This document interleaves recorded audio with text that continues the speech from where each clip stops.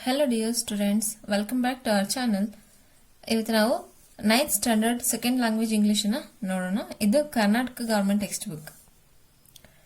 Unit first, prose, The Enchanted Pool, written by C. Rajagopalachari. In Mahabharata, the Pandavas lost everything in the game of dice to the Kaurava and had to live in the forest for 12 years. During this period, they had to constantly move from place to place for safety and to meet their daily needs. One day in the 12th year, the Pandava brother wandered deep into the forest in pursuit of a deer. ಮಹಾಭಾರತದಲ್ಲಿ ಪಾಂಡವರು ಕೌರವರ ಎದುರಿಗೆ dies game ಅಂದ್ರೆ ಗೊತ್ತಲ್ವ, ಪಗಡೆ ಆಟದಲ್ಲಿ ಎಲ್ಲಾನು ಕಳ್ಕೊಂಡ್ಬಿಟ್ರು. ಅವರು 12 ವರ್ಷದ ವನವಾಸನ ಅನುಭವಿಸ್ಬೇಕಾಯ್ತು. ಆಗ ಆ ಪೀರಿಯಡ್ ಅಲ್ಲಿ ಅವರು ಒಂದ್ ಕಡೆಯಿಂದ ಒಂದ್ ಕಡೆಗೆ ಕಾನ್ಸ್ಟೆಂಟ್ ಆಗಿ ಮೂವ್ ಆಗ್ತಾ ಇದ್ರು. ಅಂದ್ರೆ ಒಂದ್ ಕಡೆಯಿಂದ ಇನ್ನೊಂದ್ ಕಡೆಗೆ ಹೋಗ್ತಾ ಇದ್ರು. ಯಾಕೆ ಅಂದ್ರೆ ಫಾರ್ ಸೇಫ್ಟಿ, ಅವರಿಗೆ ಸೇಫ್ಟಿ ಬೇಕಾಗಿತ್ತು. ಬೇರೆ ಏನಾದ್ರೂ ಬೇರೆ ಕಡೆಯಿಂದ ಯಾವುದೇ ರೀತಿಯ ತೊಂದರೆಗಳು ಆಗ್ದಂಗೆ, ಮತ್ತೆ ಅವ್ರಿಗೆ ಡೈಲಿ ನೀಡ್ಸ್, ಅವ್ರಿಗೆ ಬೇಕಾಗಿರೋಂತ ಡೈಲಿ ನೀಡ್ಸ್ಗೋಸ್ಕರ ಅವ್ರು ಏನ್ ಮಾಡ್ತಿದ್ರು, ಒಂದ್ ಪ್ಲೇಸ್ ಇಂದ ಇನ್ನೊಂದ್ ಪ್ಲೇಸ್ಗೆ ಮೂವ್ ಆಗ್ತಾ ಇದ್ರು. In the 12th year, the Pandavas brother wandered deep into the forest. ಅವರು ಒಂದು ಡೀಪ್ ಫಾರೆಸ್ಟ್ ಒಳಗಡೆ ಹೋದ್ರು, ಒಂದು ಜಿಂಕೆಯ ಅನ್ವೇಷಣೆಗಾಗಿ. The sun was hot overhead and the 5 brothers grew more and more weary and thirsty. Yudhishthira sank down under a tree to rest and said to Nakula, "Brother, climb the tree and see whether there is any pool or river nearby." Nakula climbed the tree, looked around and said, "At a little distance I see water plants and cranes. There must certainly be water there." ಒಂದು ದಿನ ಏನಾಯ್ತು, ಅವರು ಆ ತರ ಹೋಗಿದ್ರಲ್ಲ, ಆಗ ಸೂರ್ಯನ ಶಾಖ ತುಂಬಾ ಜಾಸ್ತಿ ಇತ್ತು. ಅವರು 5 ಜನ ಬ್ರದರ್ಸ್ಗುನು ತುಂಬಾ ಅವರು ಆಯಾಸಗೊಂಡ್ಬಿಟ್ಟಿದ್ರು, ಮತ್ತೆ ತುಂಬಾ ಬಾಯಾರಿಕೆ ಆಗ್ಬಿಟ್ಟಿತ್ತು ಅವ್ರಿಗೆ.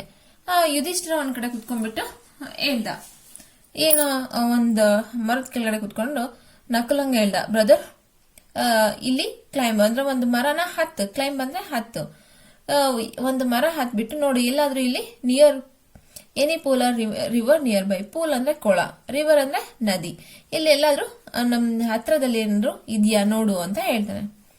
ನಕ್ಲ climb the tree.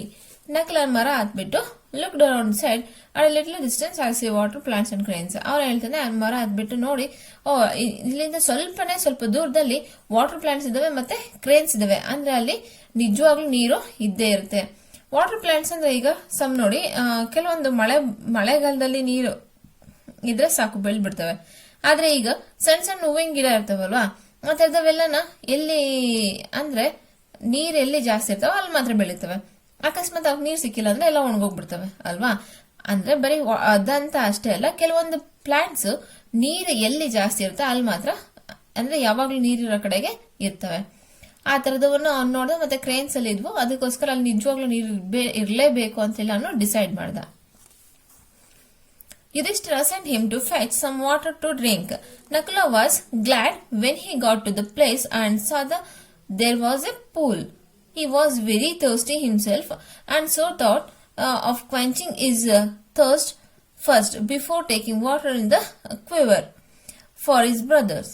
But no sooner did he dip his hands into the transparent water, he heard a voice which said, "Stop, Nakula, do not drink.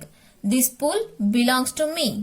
Oh, son of Madri, answer my questions and then drink the water." Nakula was surprised, but carried away by his intense thirst and heedless of warning. He knelt down and began to drink the water. At once he began to feel terribly drowsy and he fell down, to all appearance dead. ಆ ತರ ಹೇಳಿದ್ನಲ್ಲ, ಅದಕ್ಕೆ ಯುಧಿಷ್ಠಿರ ಏನ್ ಮಾಡ್ದ, ಯುಧಿಷ್ಠಿರ ಎಲ್ಲರಿಗಿಂತ ದೊಡ್ಡವನು, ಅವರ ಅಣ್ಣ, ನಕುಲ ಅವರ ಅಣ್ಣ. ಹೋಗ್ಬಿಟ್ಟು ಸ್ವಲ್ಪ ನೀರನ್ನ ತಗೊಂಬಾ ಅಂತೇಳಿ ನಕುಲಂಗೆ ಹೇಳ್ತಾನೆ. ನಕುಲ ಹೋಗ್ತಾನೆ. ಹೋಗಿ ಆ ಪ್ಲೇಸ್ ನೋಡಿದಾಗ ಅವನಿಗೆ ತುಂಬಾ ಖುಷಿ ಆಗ್ಬಿಡ್ತು. ಆ ಕೊಳ ನೋಡಿದಾಗ ಹಿ ವಾಸ್ ವೆರಿ, ಅವನು ಕೂಡ ತುಂಬಾ ಥರ್ಸ್ಟಿ, ಅಂದ್ರೆ ಅವನಿಗೂ ಕೂಡ ತುಂಬಾ ಬಾಯಾರಿಕೆ ಆಗಿತ್ತು. ಅವನು ಯೋಚನೆ ಮಾಡ್ದ, ನಾನು ಇವರಿಗೆ ಎಲ್ಲ ತಗೊಂಡೋಗೋ ಬದಲು ನಾನು ಫಸ್ಟ್ ನೀರು ಕುಡಿದ್ಬಿಡೋಣ, ಕುಡಿದ್ಬಿಟ್ಟು ತಗೊಂಡು ಹೋಗೋಣ ಅಂತೇಳಿ ಆ ಟ್ರಾನ್ಸ್ಪರೆಂಟ್ ವಾಟರ್, ಅದು ತಿಳಿಯಾದ ನೀರು ಕೊಳದಲ್ಲಿ ಇದ್ದಿದ್ದು, ಅದನ್ನ ಕುಡಿಯೋಣ ಅಂತ ಅವನ ಕೈಯನ್ನ ಡಿಪ್ ಮಾಡ್ದ ನೀರೊಳಗಡೆ. ಆಗ ಒಂದು ವಾಯ್ಸ್ ಕೇಳಿಸ್ತು. ಏನಂತದು? Stop Nakula, do not drink, this pool belongs to me. Stop Nakula, ನೀರನ್ನ ಕುಡಿಬೇಡ, ಈ ಕೊಳ ನನಗೆ ಸೇರಿದ್ದು. O son of Madri. Son of Madri ಅಂದ್ರೆ ನಕುಲ ಅವರ ತಾಯಿ ಹೆಸರು Madri. Answer my questions and then drink the water. ಅಂದ್ರೆ ಫಸ್ಟ್ ನಾನು ಕ್ವಶನ್ಗೆ ಆನ್ಸರ್ ಮಾಡು, ಆಮೇಲೆ ನೀನು ನೀರನ್ನು ಎಷ್ಟು ಬೇಕೋ ಅಷ್ಟು ನೀರನ್ನ ಕುಡಿ ಅಂತೇಳಿ ಅದು ಬಾಡಿಲೆಸ್ ವಾಯ್ಸ್ ಹೇಳ್ತು. Nakula was surprised. ನಕುಲಂಗೆ ಆಶ್ಚರ್ಯ ಆಗ್ಬಿಡ್ತು, ಇದೇನಪ್ಪ ಇದು, ಬಾಡಿನೇ ಇಲ್ಲ, ಬರೀ ವಾಯ್ಸ್ ಮಾತ್ರ ಕೇಳಿಸ್ತಾ ಇದೆಯಲ್ಲ ಅಂತೇಳಿ. But carried away by intense thirst. ಆದ್ರೆ ಅವನಿಗೆ ಸಾಕಷ್ಟು ಬಾಯಾರಿಕೆ ಆಗಿತ್ತಲ್ವಾ, ಅದಕ್ಕೆ ಅವನು ಫಸ್ಟ್ ನೀರ್ ಕುಡಿದ್ಬಿಡೋಣ, ಆಮೇಲೆ ಆ ವಾಯ್ಸ್ ಯಾರ್ದು ಎಲ್ಲಿಂದ ಬಂತ ಆಮೇಲೆ ಯೋಚನೆ ಮಾಡೋಣ ಅಂತೇಳಿ ಅವನು ಬಕ್ಕೊಂಡು ನೀರ್ ಕುಡಿಯೋಕೆ ಸ್ಟಾರ್ಟ್ ಮಾಡ್ದ. At once began to feel terribly drowsy. ಅದು ಒಂದ್ಸಲ ಕುಡಿದ ತಕ್ಷಣ ಏನಾಯ್ತು, ಅವನಿಗೆ ತುಂಬಾ ಸುಸ್ತು, ಡ್ರೌಸಿನೆಸ್ ಅಂದ್ರೆ ತುಂಬಾ ಬಳಲಿಕೆ ಆದಂಗ ಆಗ್ಬಿಡ್ತು. Fell down to all appearance dead. ಅವನ್ ಕೆಳಗಡೆ ಬಿದ್ದೋಗ್ಬಿಟ್ಟ. ಹೆಂಗೆ ಅಂದ್ರೆ ಅದು ನೋಡೋದಕ್ಕೆ ಸತ್ಯ ಹೋಗ್ಬಿಟ್ಟಿದ್ದಾನೆ ಅನ್ನಕ್ಕೆ ಆಗಿತ್ತು. When Nakula did not return for a long time, Yudhishthira sent Sahadeva to see what's the matter was. Sahadeva also ignored the warning. He drank the water at once, dropped down. When Sahadeva too failed to return, Yudhishthira sent Arjuna to see whether the brothers had met with any danger. Arjuna went swiftly. He saw his brothers lying dead near the pool, heartbroken with grief. He wanted to avenge their deaths. However, he too was overwhelmed by a monstrous thirst, which compelled him towards the fatal pool. Nakula ನೀರ್ ತರೋದಕ್ಕೆ ಅಂತ ಹೋದ, but ಎಷ್ಟು ತರೋ ಅವನು ಬರ್ಲೇ ಇಲ್ಲ. ಆಗ ಯುಧಿಷ್ಠಿರ ಏನ್ ಮಾಡ್ದ, ಸಹದೇವನ್ನ ಕಳಿಸ್ದ. ಹೋಗಪ್ಪ, ಹೋಗಿ ನೋಡ್ಕೊಂಬ ಏನದ್ದು, ಯಾಕೆ ಇಷ್ಟ ತರೋನು ಬರ್ಲಿಲ್ಲ ನಕುಲ ಅಂತೇಳಿ ಯುಧಿಷ್ಠಿರ ಸಹದೇವನ್ನ ಕಳಿಸ್ದ. ಸಹದೇವ ಹೋದ, ಅವನಿಗೂ ಕೂಡ ಸೇಮ್ ಅದೇ ವಾಯ್ಸ್ ಕೇಳಿಸ್ತು, ಬಟ್ ಅವನು ಆ ವಾಯ್ಸ್ ನ ಇಗ್ನೋರ್ ಮಾಡ್ದ, ನೀರನ್ ಕುಡ್ದ, ಅವನು ಕೂಡ ಅದೇ ರೀತಿ ಬಿದ್ದೋಗ್ಬಿಟ್ಟ. ಸಹದೇವನು ಬರ್ಲಿಲ್ಲ, ಅದಕ್ಕೆ ಯುಧಿಷ್ಠಿರ ಏನ್ ಮಾಡ್ದ, ನೆಕ್ಸ್ಟ್ ಅರ್ಜುನನ್ನ ಸೆಂಡ್ ಮಾಡ್ದ, ಅಂದ್ರೆ ಅಲ್ಲಿ ಕಳಿಸ್ದ. ಆಗೋಗಿ ಏನಾದ್ರು ಇಲ್ಲಿ ಅಲ್ಲೇನಾದ್ರು ಡೇಂಜರಸ್ ಥಿಂಗ್ಸ್ ಏನ್ ನಡೆದಿರಬಹುದೇನೋ, ಹೋಗಪ್ಪ ಅರ್ಜುನ ನೋಡ್ಕೊಂಬ ಅಂತೇಳಿ ಅರ್ಜುನನ್ ಕಳಿಸ್ದ. ಅರ್ಜುನ ಸಾಕಷ್ಟು ಬೇಗ ಹೋದ್ರೆ ಅಲ್ಲಿ ಬ್ರದರ್ಸ್ ಎಲ್ಲ ಏನ್ ಮಾಡಿದ್ರು, ಸತ್ತಂಗೆ ಬಿದ್ಬಿಟ್ಟಿದ್ರು. ಇಲ್ಲಿ ಕೊಳದ ನಿಯರ್ ಪೂಲ್ ಅಂದ್ರೆ ಆ ಕೊಳದ ಹತ್ರ ಸತ್ತಂಗೆ ಬಿದ್ಬಿಟ್ಟಿದ್ರು. Heart broken with grief. ಅವನಿಗೆ ಹೃದಯ ಎಲ್ಲ ಒಡ್ದೋದಂಗ ಆಗ್ಬಿಡ್ತು. He wanted to avenge the deaths. ಅವರ ಡೆತ್ಸ್ಗೆ ಅವನೇನ್ ಮಾಡ್ದ, ಏನಾದ್ರು ಮಾಡಿ ಅದಕ್ಕೆ ತಕ್ಕ ಇದನ್ನ ಶಾಸ್ತಿ ಮಾಡ್ಬೇಕು ಅಂತ ಹೇಳಿ ಅನ್ಕೊಂಡ. However too overwhelmed by monstrous thirst. ಅವನು ಕೂಡ ತುಂಬಾ ಸುಸ್ತಾಗ್ಬಿಟ್ಟಿದ್ದ ಬಾಯಾರಿಕೆಯಿಂದ. Which compelled him towards the fatal pool. ಅವನೇನ್ ಸಾಕಷ್ಟು ಅವನಿಗೂ ಏನೋ ಬಾಯಾರಿಕೆ ಆಗ್ಬಿಟ್ಟಿದ್ದ, ಅವನು ಕೂಡ ತುಂಬಾ ಸುಸ್ತಾಗ್ಬಿಟ್ಟಿದ್ದ. Again the warning voice was heard. Answer my questions before you drink the water. This pool is mine. If you disobey me, you will follow your brothers. Arjuna became very angry. He cried, "Who are you? Come and stand up to me and I will kill you." He shot sharp arrows in the direction of the voice. The invisible being laughed in scorn and said, "Your arrows can't touch me."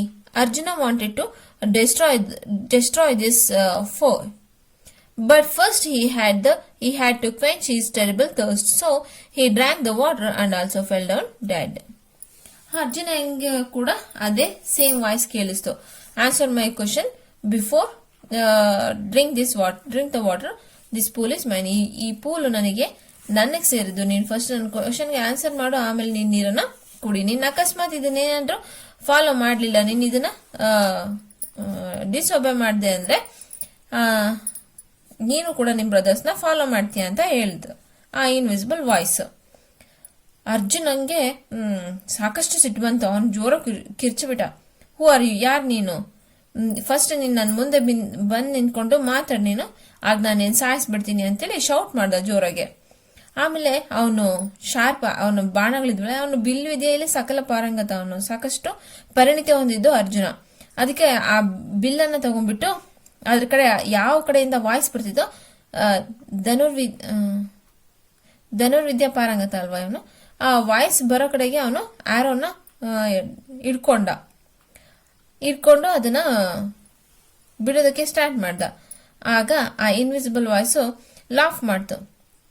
Your arrows can't touch me, ನಿನ್ನ ಬಾಣಗಳು ನನ್ನ ಏನು ಮಾಡೋದಕ್ಕಾಗೋದಿಲ್ಲ ಅಂತೇಳಿ ಹೇಳ್ತು. Arjun wanted to destroy the unseen ಫೋ.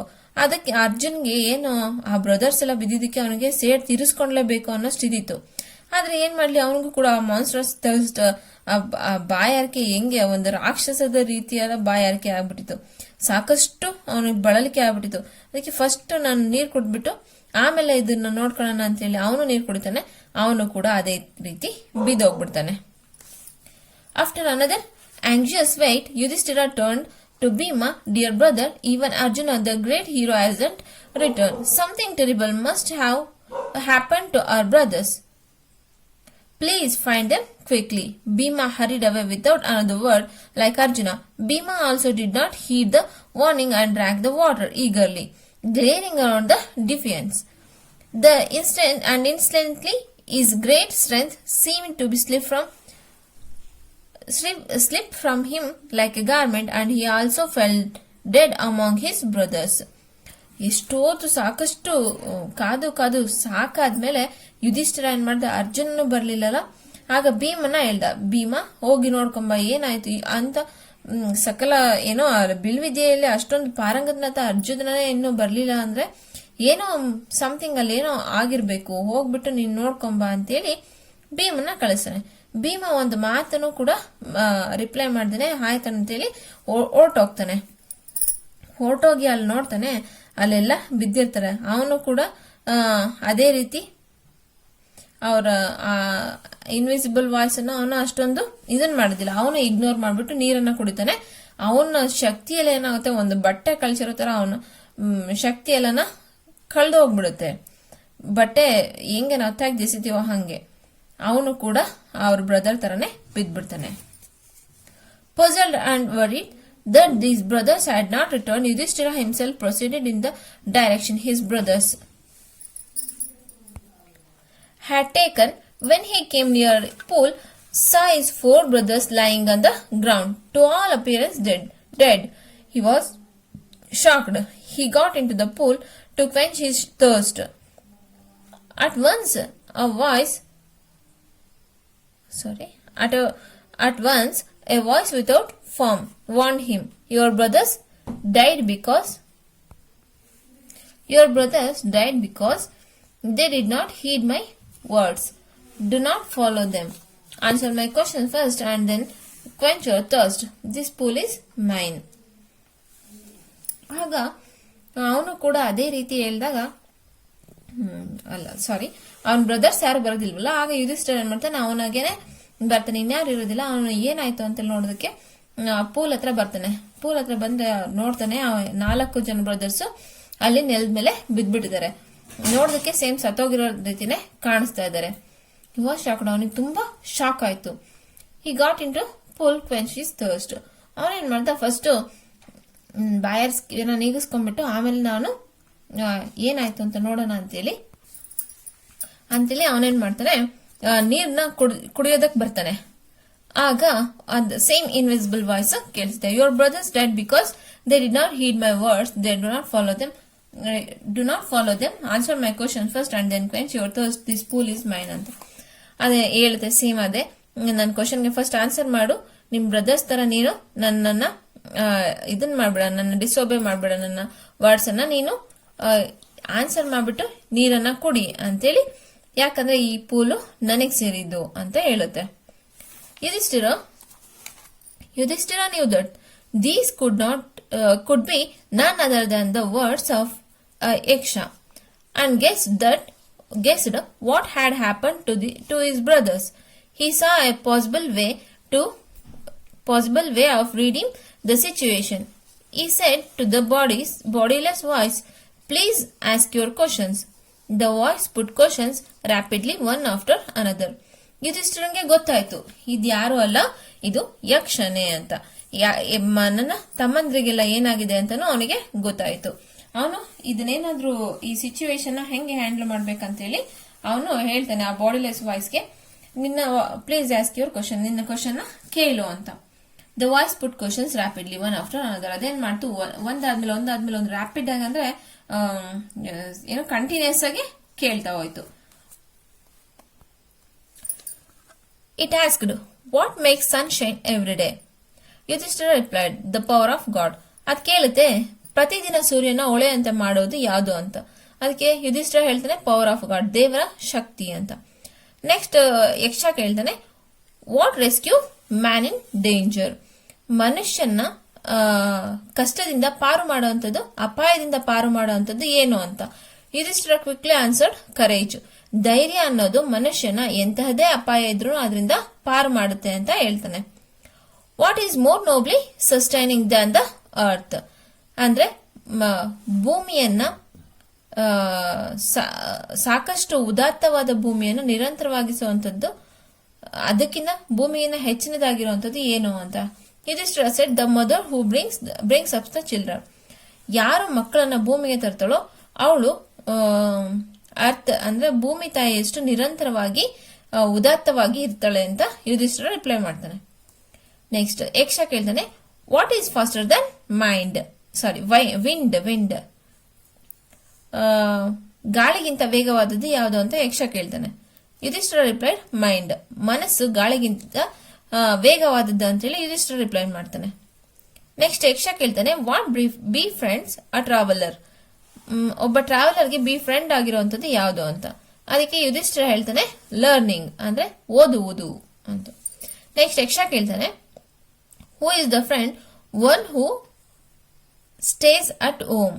ಯಾರು ಮನೆಯಲ್ಲಿದ್ದಾಗ ಅವರಿಗೆ ತುಂಬಾ ಆತ್ಮೀಯವಾಗಿ ಇರ್ತಾರೆ ಅಂತ ಕೇಳ್ತಾರೆ.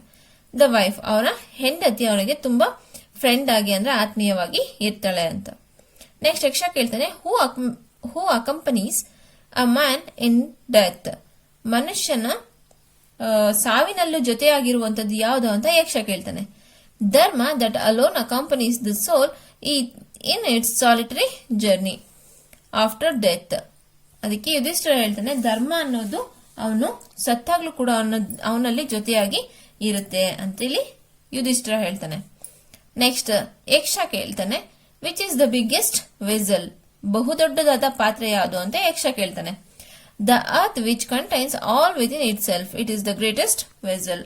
ಅದಕ್ಕೆ ಯುಧಿಷ್ಠಿರ ಹೇಳ್ತಾನೆ, ಭೂಮಿ ತಾಯಿ ಅಥವಾ ಭೂಮಿ, ಯಾಕಂದ್ರೆ ಇದು ಎಲ್ಲಾನು ಅದ್ರೊಳಗಡೆನೆ ಅಡಗಿಸ್ಕೊಂಡಿದೆ, ಅದಕ್ಕೋಸ್ಕರ ಇದೊಂದು ದೊಡ್ಡ ಪಾತ್ರೆ ಅಂತ. ನೆಕ್ಸ್ಟ್ ಯಕ್ಷ ಕೇಳ್ತಾನೆ, ವಾಟ್ ಈಸ್ ಹ್ಯಾಪಿನೆಸ್? ಅಂದ್ರೆ ಸಂತೋಷ ಯಾವುದು ಅಂತ. ಯುಧಿಷ್ಠಿರ ಹೇಳ್ತಾನೆ, happiness is the result of good conduct. ಒಂದು ಒಳ್ಳೆಯ ನಡತೆ ಎಲ್ಲಿರುತ್ತೋ ಅಲ್ಲಿ ಒಂದು ನಿಜವಾದ ಸಂತೋಷ ಇರುತ್ತೆ ಅಂತ ಯುಧಿಷ್ಠಿರ ಹೇಳ್ತಾನೆ. ನೆಕ್ಸ್ಟ್ ಯಕ್ಷ ಕೇಳ್ತಾನೆ, what is that a bonding with man becomes loved by all? ಯಾವುದನ್ನ ತರೋದ್ರೆ ಅವನು ಮನುಷ್ಯ ಎಲ್ಲರಿಂದನೂ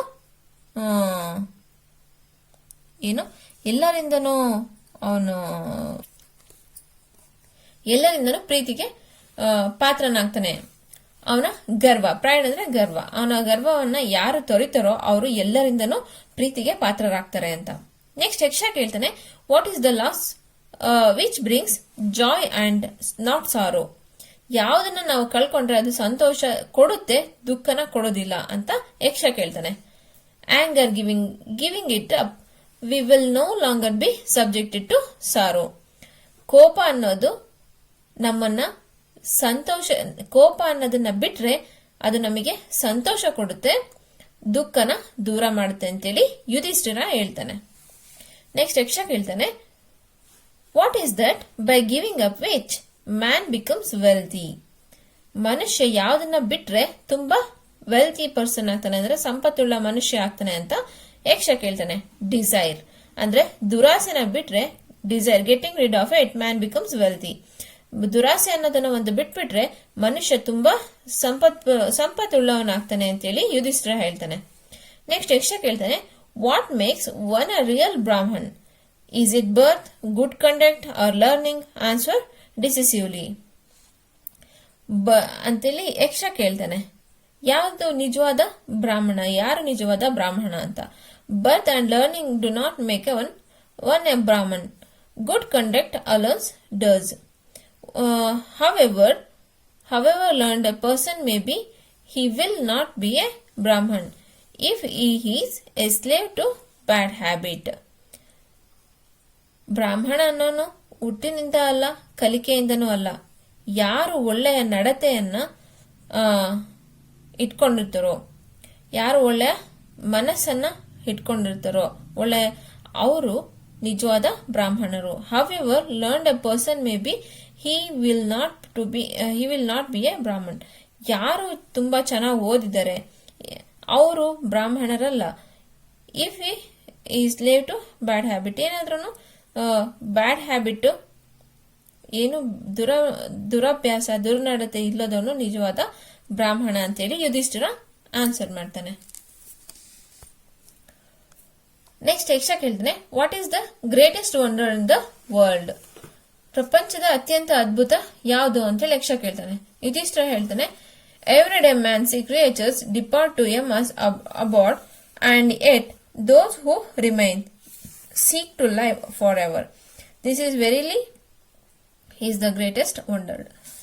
ಅಂದ್ರೆ ಇದು ಸಿಂಪಲ್ ಆಗಿ ಹೇಳ್ಬೇಕಂದ್ರೆ ಯುಧಿಷ್ಠಿರ ರಿಪ್ಲೈ ಮಾಡೋದು, ಈ ಭೂಮಿಯಲ್ಲಿ ಪ್ರತಿದಿನ ನಡೆಯುವಂತ ಹುಟ್ಟು ಸಾವೇ ಪ್ರಪಂಚದ ಸಾಕಷ್ಟು ಅತ್ಯಂತ ಅದ್ಭುತಗಳು ಅಂತೇಳಿ ಯುಧಿಷ್ಠಿರ ಹೇಳ್ತಾನೆ. ನೆಕ್ಸ್ಟ್ ಯಕ್ಷ ಹೇಳ್ತಾನೆ, thus the ಯಕ್ಷ posed many questions and Yudhishthira answered them all. ಯಕ್ಷ ಇದೇ ರೀತಿ ಸಾಕಷ್ಟು ಕ್ವಶನ್ಗಳನ್ನ ಕೇಳ್ತಾನೆ, ಯುಧಿಷ್ಠಿರ ಅದಕ್ಕೆಲ್ಲಾನು ಆನ್ಸರ್ ಮಾಡ್ತಾನೆ.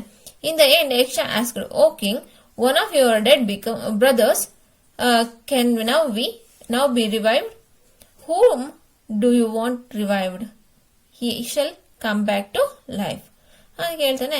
ಎಲ್ಲ ಆದ್ಮೇಲೆ ಯಕ್ಷ ಕೇಳ್ತಾನೆ ಲಾಸ್ಟ್ ಅಲ್ಲಿ, ಓ ಕಿಂಗ್, ಓ ರಾಜ, ನಿನ್ನ ಈ ಸತ್ತೋಗಿರೋಂತಹ 4 ಬ್ರದರ್ಸ್ ಅಲ್ಲಿ ಮತ್ತೆ ಒಬ್ರು ಮರುಜನ್ಮ ಪಡಿಬೇಕಂದ್ರ ಅದು ಯಾರಾಗಿರ್ಬೇಕು? ನೀನ್ ಯಾರು ಹೇಳ್ತೀಯ ಅವ್ರು ಮತ್ತೆ ನಾರ್ಮಲ್ ಮನುಷ್ಯನಾಗಿ ವಾಪಸ್ ಬರ್ತಾರೆ ಅಥವಾ ಮರು ಜೀವನ ಪಡಿತಾರೆ ಅಂತೇಳಿ ಹೇಳ್ತಾನೆ. Yudhishthira thought for a moment and then replied, may the cloud complex and lotus eyed, broad chested and long armed Nakula lying like a fallen ebony tree arise. Yudhishthira ಸ್ವಲ್ಪ ಯೋಚನೆ ಮಾಡ್ಬಿಟ್ಟು ನಕುಲನ್ನ ವರ್ಣಿಸ್ಕೊಂತ ಫಾಲನ್ ಅಂದ್ರೆ ಲೋಟಸ್ ಐಡ್, ಬ್ರಾಡ್ ಚೆಸ್ಟೆಡ್ ಅಂತೆಲ್ಲ ವರ್ಣಿಸ್ಕೊಂಡವನ್ನ ಲಾಸ್ಟ್ಗೆ ಆ ಎದ್ದು ಬಾ, ನೀನು ಬಿದ್ದೋಗ್ಬಿಟ್ಟಿದ್ಯಲ್ಲ, ನೀನ್ ಎದ್ದು ಬಾ ಅಂತೇಳಿ ನಕುಲನ್ನ ಕರೀತಾನೆ Yudhishthira. The Yaksha was pleased at this and asked Yudhishthira, why did you choose Nakula in presence of Bhima, who has the strength of 16,000 elephants? I have heard that Bhima is most dear to you. And why not Arjuna, whose prowess in arms is your protection? Tell me why you chose Nakula rather than either of these two. ಯಕ್ಷಂಗೆ ಒಂಥರ ಅವನಿಗೆ ಒಂಥರ ಅನ್ಸುತ್ತೆ. ಏನಂದ್ರೆ ಹೇಳ್ತಾರ ಅವನು ಯುಧಿಷ್ಠಿರಂಗೆ, ಯಾಕೆ ನಿನ್ ನಕಲನ್ನೇ choose ಮಾಡ್ದೆ?